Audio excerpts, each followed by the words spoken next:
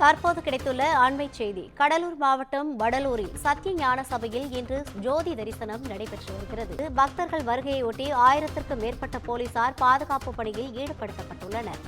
கடலூர் மாவட்டம் வடலூரில் ஜோதி தரிசனம் காண்பதற்காக பொதுமக்கள் குவிந்த வண்ணம் உள்ளனர். இதுகுறித்தான கூடுதல் விவரங்களை வழங்குவதற்காக நமது செய்தியாளர் சரவணன் இணைப்பில் இருக்கிறார். வணக்கம் சரவணன், கூடுதல் விவரங்கள். வணக்கம் ரவினா. இன்று தைப்பூசத்தை முன்னிட்டு கடலூர் மாவட்டத்தில் வடலூர் வள்ளலார் நிறுவிய சத்திய ஞான சபையில் 154வது தைப்பூச ஜோதி தரிசன விழா நடைபெற்று வருகிறது.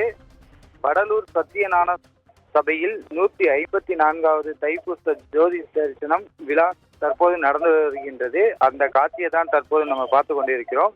சத்திய ஞான சபையில் 7 திரைகள் நீக்கி ஜோதி தரிசனம் காண்பிக்கப்பட்டது.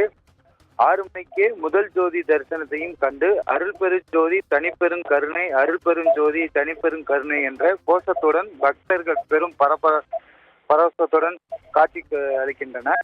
இன்று காலை 10 மணி, மதியம் 1 மணி, மாலை இரவு 7 மணி, நாளை காலை 5:30 மணி என 6 காலங்களில் 7 திரைகளையும் நீக்கி ஜோதி தரிசனம் காண்பிக்கப்படுகிறது.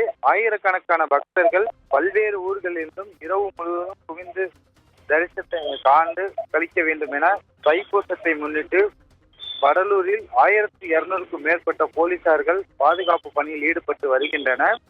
கண்காணிப்பு கேமராக்களும் மற்றும் பொருத்தப்பட்டுள்ளது. கேமராக்களை வைத்து பாதுகாப்பு பணிகளும் தீவிரப்படுத்தப்பட்டுள்ளது. கூட்டம் அதிக அளவு வந்து கொண்டிருப்பதனால் ஆங்காங்கே சிசிடிவி கேமராக்களும் கொண்டு ஆய்வு செய்து வருகின்றனர். பொதுமக்கள் பக்தர்கள் தங்கள் கொண்டு வந்த பொருட்களை பத்திரமாக வைத்திருக்க வேண்டும் என காவல்துறையினர்கள் ஒலிபரப்பு மூலமாகவும் தொடர்ந்து விழிப்புணர்வு ஏற்படுத்தி வருகின்றனர்.